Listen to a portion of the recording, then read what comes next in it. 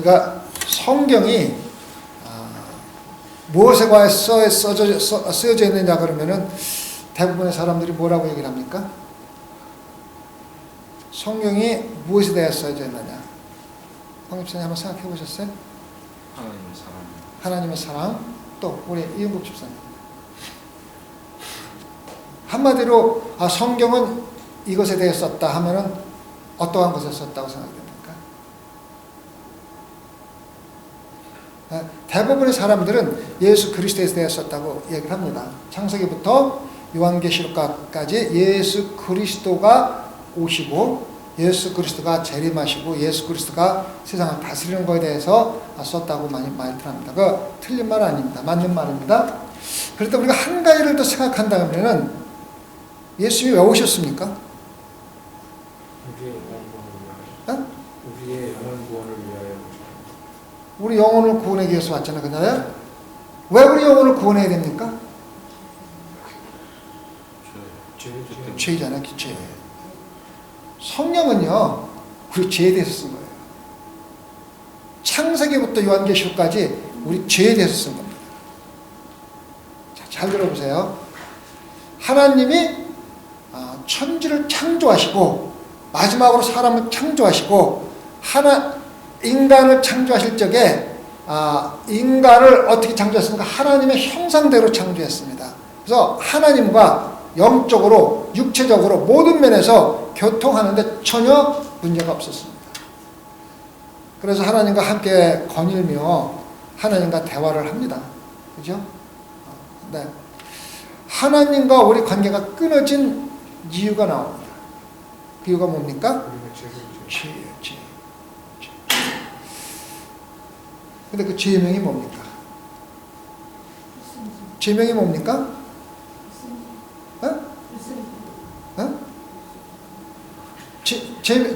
크게 좀 얘기하려면 불순종. 또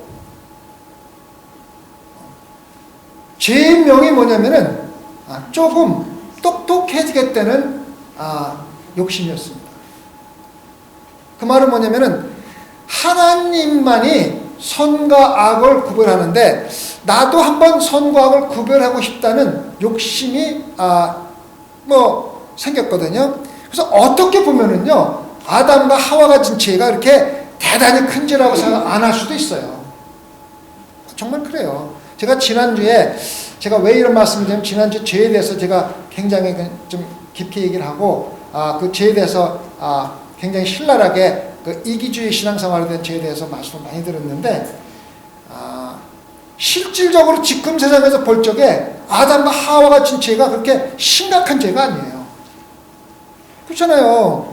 조금 더 똑똑해지고 싶다는 욕망을 가진 것 외에 다른 게 아무것도 없잖아요. 그런데 그 죄 때문에 하나님과 우리가 관계가 끊어졌습니다. 영적 교통이 끊어졌습니다. 엄청난 죄라고 하나님 생각했다. 우리는 별거 아니라고 생각했었는데 그것이 엄청난 죄라고 하나님은 생각되었고 인간관계가 끊어집니다. 그래서 인간관계가 죄 때문에 끊어진 것을 다시 회복해서 하나님과 똑같은 창조의 원리의 관계를 갖도록 하는 것이 바로 성경 전체의 이야기입니다. 그래서 실질적으로 성경은 예수 그리스도에 대해서 쓴 건 맞지만은 예수 그리스도에서 쓰게 된 원인 제공이 어디에 있는 거냐면은 바로 우리의 죄입니다. 죄. 그래서 보면은 처음부터 죄. 왜 이런 말씀이냐면 요한일서 3장에 보면 죄라는 단어가 몇십 번이 나옵니다. 엄청나게 많이 나옵니다. 왜 그러냐? 이것이 우리가 오늘 좀 생각해 봐야 될 일입니다. 우리가 신앙생활하면서 가장 듣기 싫은 얘기가 죄라는 얘기입니다. 죄인이다. 왜 죄를 짓느냐? 죄에 대해서 참 듣기 싫어합니다. 저도 죄에 대해서 듣기 싫고 말하기가 싫습니다. 그러나 성경 전체가 쓰여진 이유가 우리 죄 때문입니다. 죄에서 우리를 회복시켜주는 것이 바로 죄 때문입니다. 제가 이거를 준비하면서 생각을 많이 해봤습니다. 만약에 아담과 하와가 죄를 짓지 않았다면은 성경이 있었을까? 우리 이은중 집사님 어떻게 생각하십니까? 성경이 만약에 아담과 하와가 죄를 짓지 않았다면 장로님 어떻게 생각해요? 성경이 있었을까요? 우리가 죄를 짓지 않았으면 우리를 위하여서 예수님이 오시지 않았겠죠. 그렇죠. 성경이 필요 없어요. 하나님과 우리 관계는 창조 그대로입니다. 내가 너를 창조했고 다른 것은 모든 것을 먹고 마시고 다스리되 내가 너를 창조했다는 걸 하나만은 잊지 말고 살아라 한 그 하나의 말씀으로 끝났을 겁니다. 그래서 오늘은 우리가 오늘 진짜 뭐 부부지간에 싸울 필요도 없고 다툴 필요도 없고 시기할 필요도 없고 질투도 없이 하나님이 우리에게 주신 모든 것들을 평화스럽게 다스리면서 살고 있었을 것이지 성경이라는 책은 아마 전혀 필요가 없었을 거라는 거에 대해서 저는 동조합니다.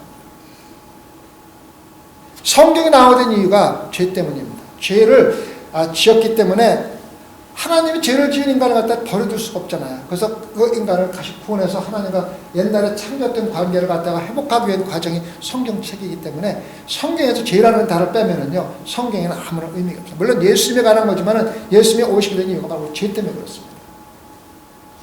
그래서 제가 말씀드리기는 죄가 그만큼 우리 신앙생활에서 심각한 것이라는 것을 우리가 알아야만 된다는 거예요.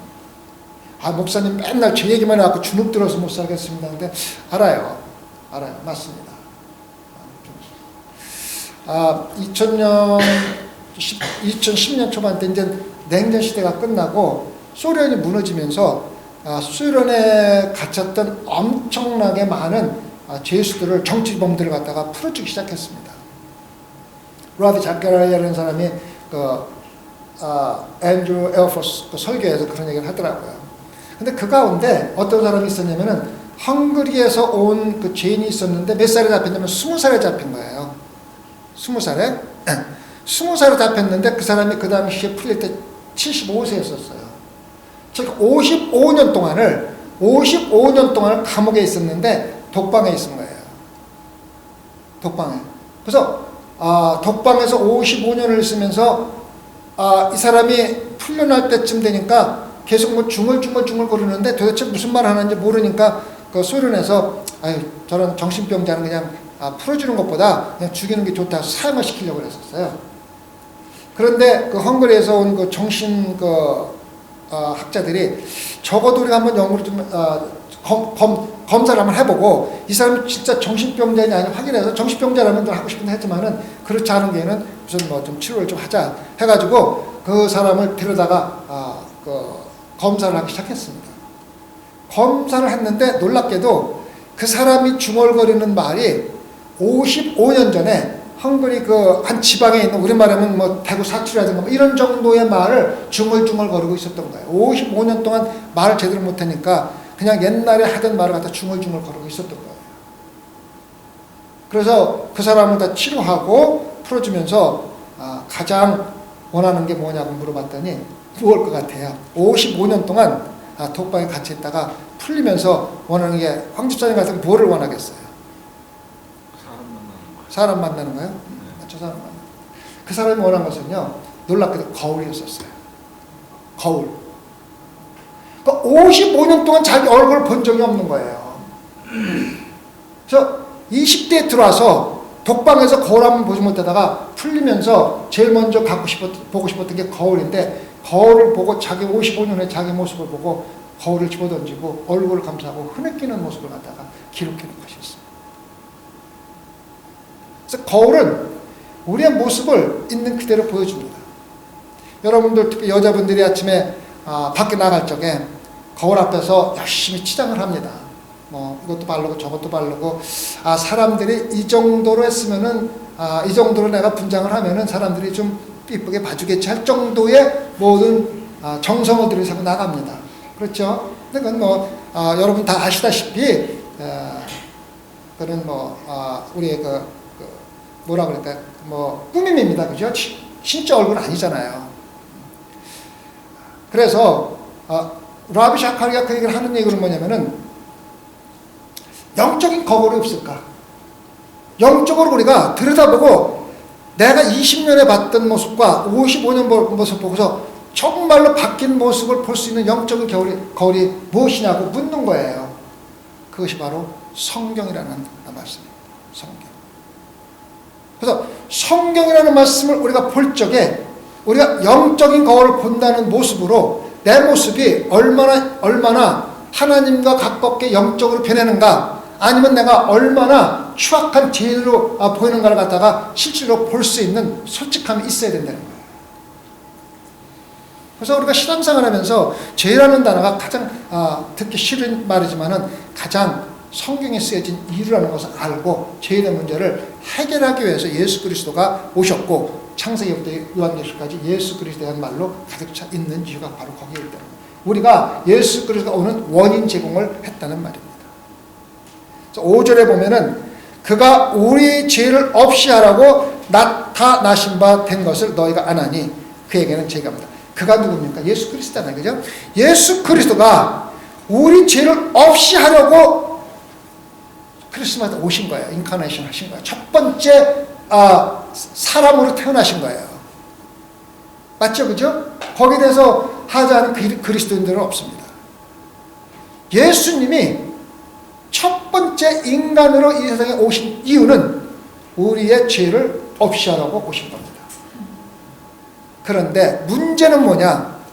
우리가 예수 그리스도를 믿는다 하면서 죄를 짓는다는 겁니다. 그것이 얼마나 심각한 거냐면은 예수 그리스도가 이 세상에 오신 원인을 부인하게 만든다는 거예요. 그렇잖아요. 예수 그리스도가 우리 죄를 십자가에서 감당하고 우리가 더 이상 죄인이 되지 않게 하기 위해서 이 세상에 오셨는데, 우리가 그러한 예수 그리스도를 믿는다 하고 입으로는 예수 그리스도가 우리 죄를 사해 주셨다고 하고 죄를 짓는다고 하지 않으면서 계속해서 똑같은 죄를 짓고 죄인의 삶을 사는 것은 예수 그리스도가 이 세상에 오신 그 목적과 의미를 완전히 무의미하게 만든다. 엄청난 심각한 문제라는 거예요. 그렇잖아요. 뭐라 그랬어요? 예수 그리스도가 우리를 없이 하라고 나타나신 바, 초림하신 바, 예수님이 오셨는데, 우리는 예수님이 우리 죄를 없이 하라고 왔는데 그대로 죄를 갖고 있다는 것은 예수 그리스도가 오신 목적을 다 무의미하게 만드는 거예요. 이거 우리 알아야 됩니다. 그렇잖아요. 그죠? 당연히 맞죠. 그죠? 그래서 우리는 그리스도인이 된다는 것은 죄 사함을 받았다는 거고, 죄 사함을 받았다는 것은 다시는 똑같은 죄와 아니면은 죄로서 의도적인 죄를 또다시 짓지 않겠다는 똑같은 겁니다. 다시 말하면 죄의 노예가 되지 않겠다는 겁니다.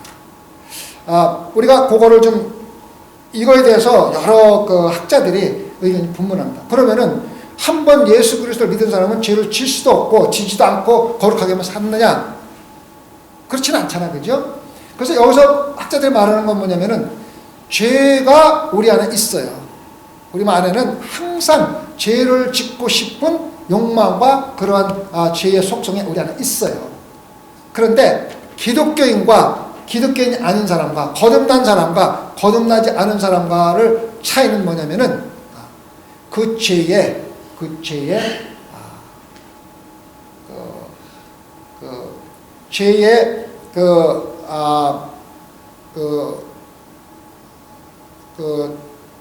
영향을 받느냐 안 받느냐, 그게 다르다는 거예요. 우리의 속성에 죄의 속성이 있지만은 우리가 죄의 노예가 돼서 살아가는 것과 그 속성을 예수 그리스도의 이름으로 완전히 억누르고 거룩하게 사는 것과는 차이가 있다는 겁니다.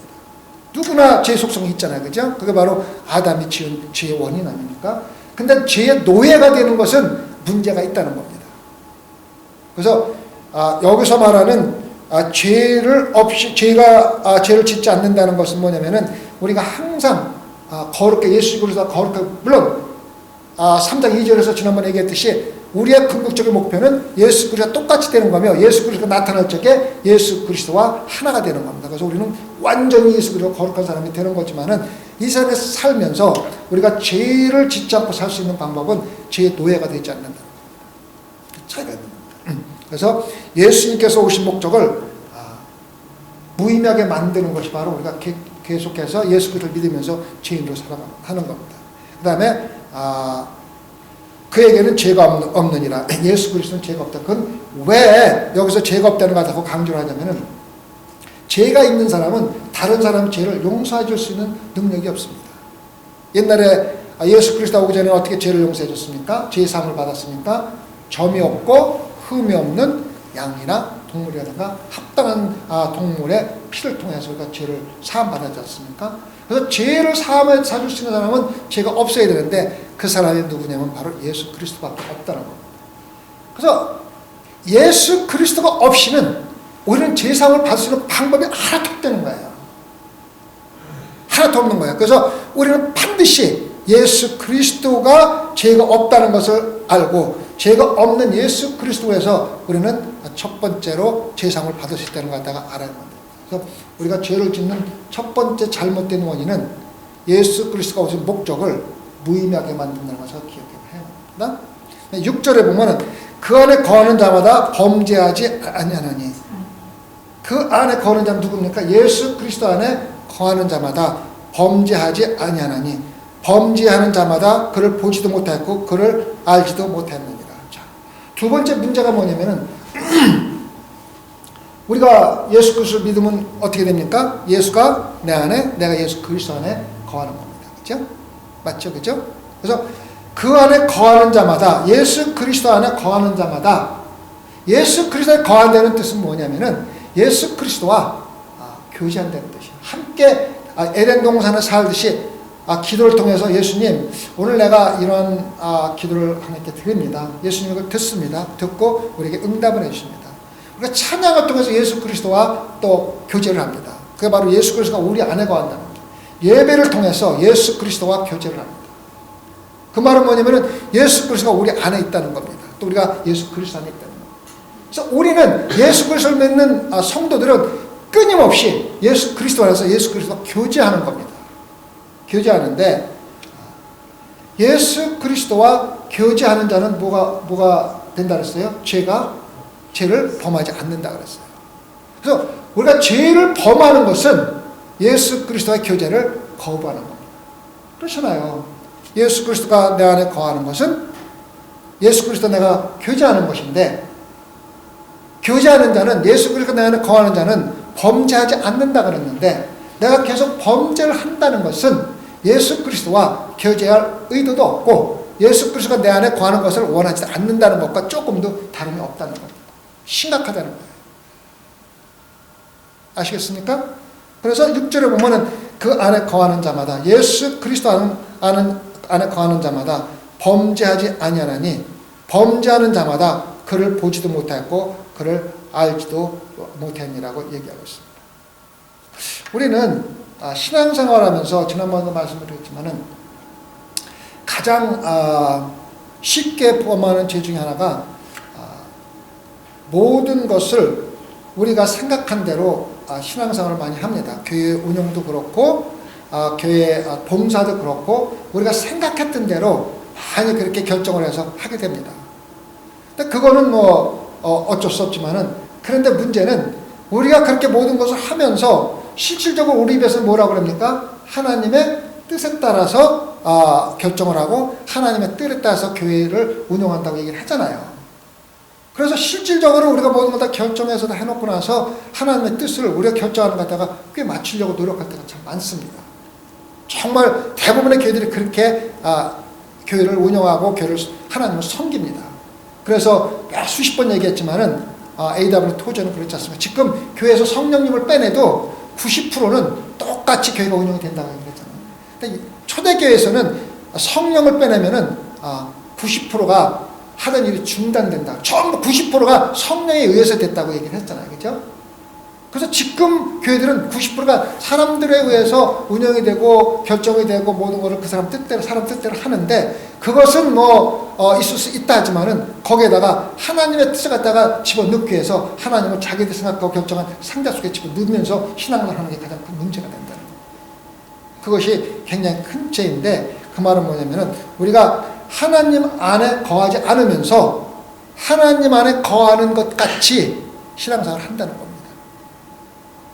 어떻게? 범죄를 통해서, 죄를 통해서, 죄를 지으면서.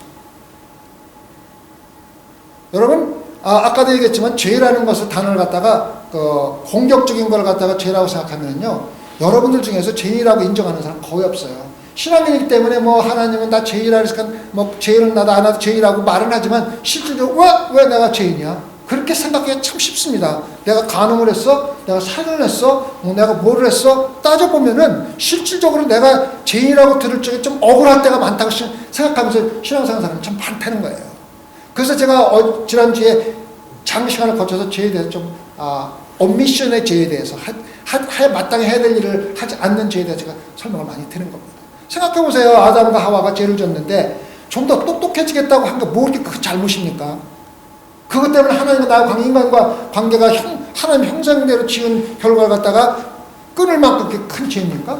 뭐 좀 얘기하세요. 아담 하와야 앞으로는 그렇게 하지 말고 좀 조심해 이렇게 할 수도 있잖아요. 근데 그것이 완전히 끊길 수 있던 게 뭐냐면은 우리가 하나님과의 관계 속에서 가장 중요한 것은 하나님이 누구인가를 갖다 정확히 아는 겁니다.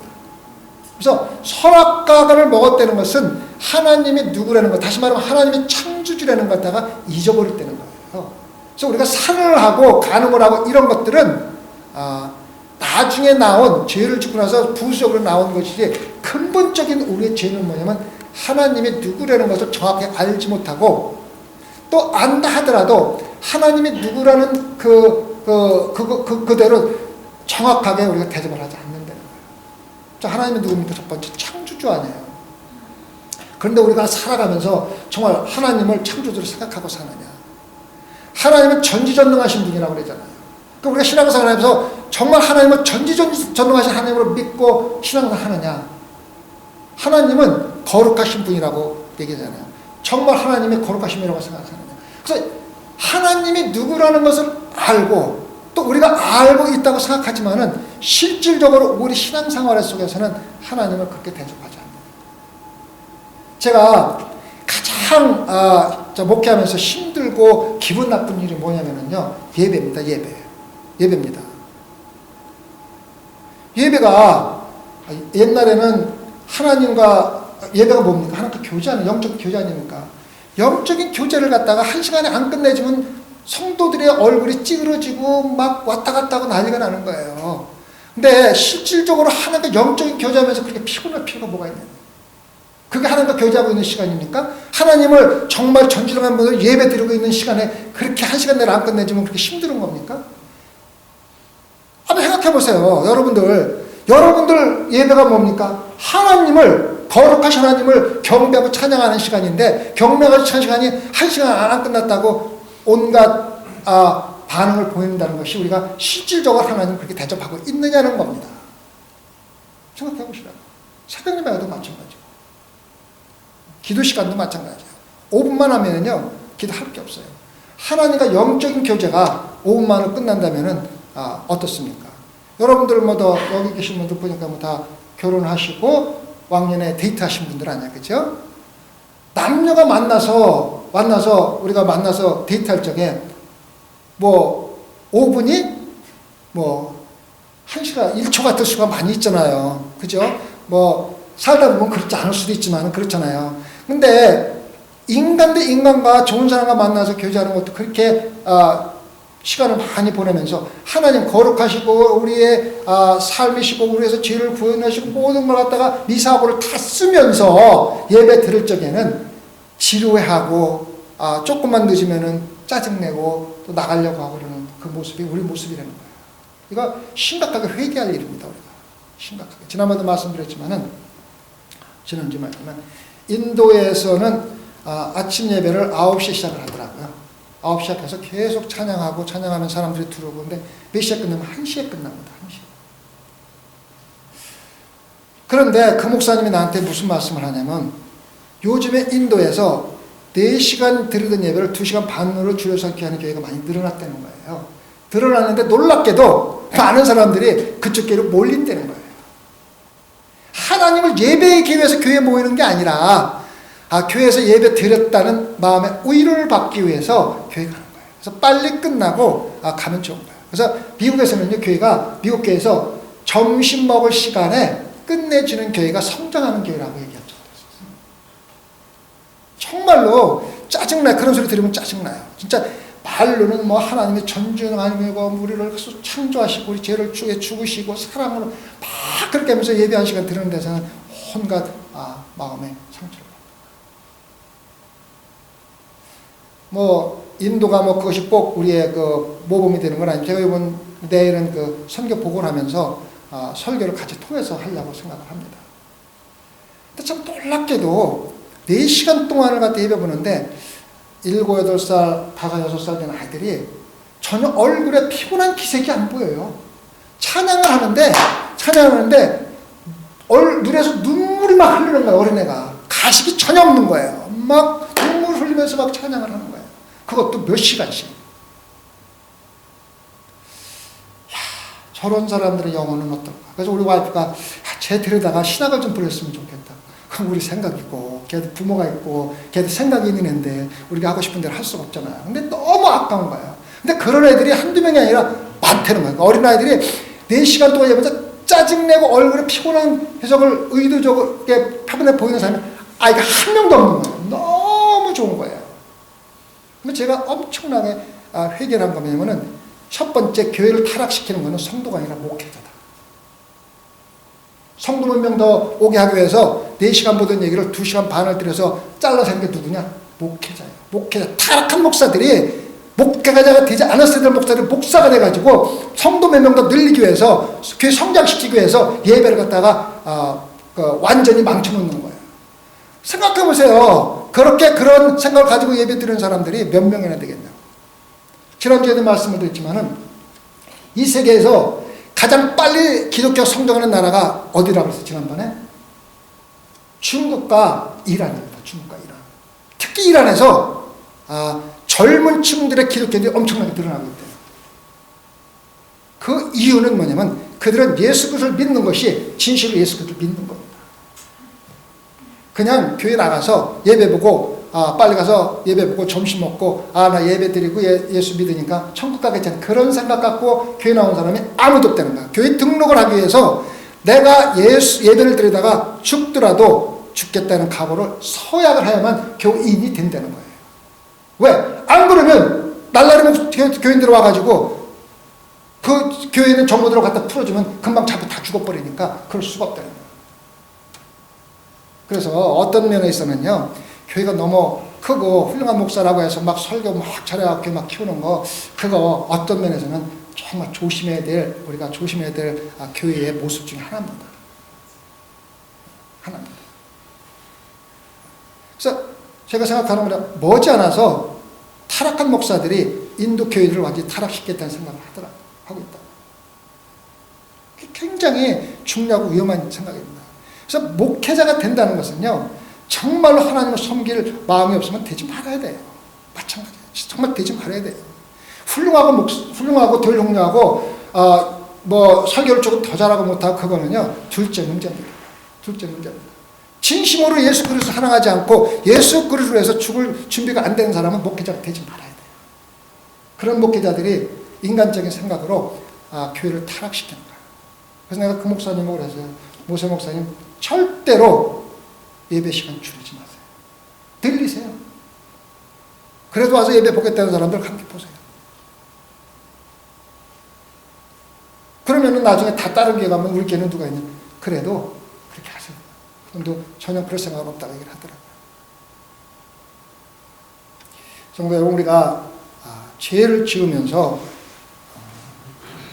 죄를 짓는지도 모르고 우리는 거룩하게 신앙생활을 했다고 생각하고 신앙생활을 하는 것도 참 많습니다.